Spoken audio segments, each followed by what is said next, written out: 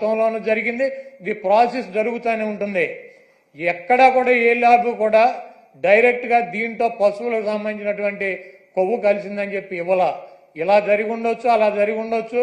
దీని మీద ఇంకా క్షుణ్ణంగా పరిశీలించాలని చెప్తే ఆ పనికిమాలిన రిపోర్ట్ ఒకటి తీసుకొచ్చి ఇది జరిగిపోయింది, తినేశారు, వండేశారు, స్వామికి పెట్టేశారు అని చెప్పి ఒక దేవుణ్ణి అడ్డం పెట్టుకుని రాజకీయాలు చేయడానికి దిగజారిపోయినటువంటి వ్యక్తుల్ని ఏమనాలి?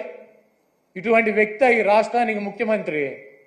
అంత ప్రతిష్ట కలిగినటువంటి గుడిని, అన్ని మహిమలు కలిగినటువంటి ఆ స్వామిని రాజకీయాల కోసం ఎవడన్నా అన్నం తినేవాడు బజారు లాగుతాడా? చంద్రబాబు నాయుడు భక్తుడా? నాకు 50 సంవత్సరాలు 40 సార్లు నేను తిరుపతి వెళ్ళా, 20 సార్లు గుండు కొట్టించుకున్నా, 15 సార్లు కింద నుంచి నడిచి వెళ్ళా, ప్రతి సంవత్సరం వెళ్తా. చంద్రబాబు నాయుడు ఎన్నిసార్లు గుండు కొట్టించుకున్నాడు అక్కడికి వెళ్ళి? వెంకటేశ్వర స్వామికి ఇష్టమైనది ఏంటి? భక్తులు మహిళలు కూడా వెళ్ళి గుండు చేయించుకుంటారు, మహిళలు కూడా వెళ్ళి గుండు చేయించుకుంటారు. ఈయన ఎన్నిసార్లు చేయించుకున్నాడు? ఈయన వెంకటేశ్వర స్వామి భక్తుడా? రాజకీయాలకు వెంకటేశ్వర స్వామి వాడుకుంటాడు. జగన్మోహన్ రెడ్డి గారిని రాజకీయంగా దెబ్బ కొట్టాలంటే నువ్వు డైరెక్ట్ రా, ఆయన సిద్ధంగా ఉన్నాడు.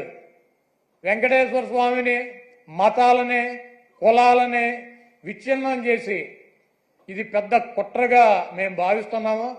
దీని మీద ఎటువంటి ఎంక్వైరీ అయినా సిద్ధంగా ఉన్నామని చెప్పి జగన్మోహన్ రెడ్డి గారు సుప్రీంకోర్టు న్యాయమూర్తికి, ప్రధాన న్యాయమూర్తికి లేఖ రాశారు. అదేవిధంగా ప్రధానమంత్రికి లెటర్ రాశారు.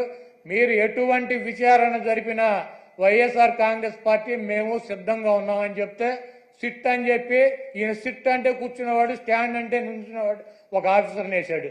ఏం రాస్తాడు? లోకేష్ దగ్గరికి, ఈయన దగ్గరికి వెళ్ళి ఏం రాయమంటారు సార్ అని చెప్పి అడిగి రాస్తారా సిట్ రిపోర్టు?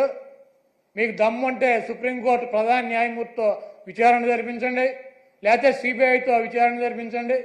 ఏమీ లేవు.